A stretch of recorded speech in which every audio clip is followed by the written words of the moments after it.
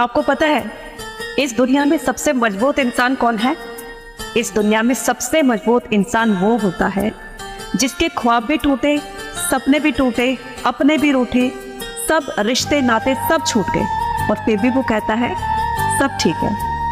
फिर मुस्कुराते हुए वो फिर से मेहनत करता है, अपने काम पर फोकस करता है, क्योंकि उसको यकीन है कि ये सभी मेरे अपने हो सकते हैं, ये सभी चीज़ें फिर से सही हो सकती हैं अगर मैं एक बार सफल हो गया तो, है ना।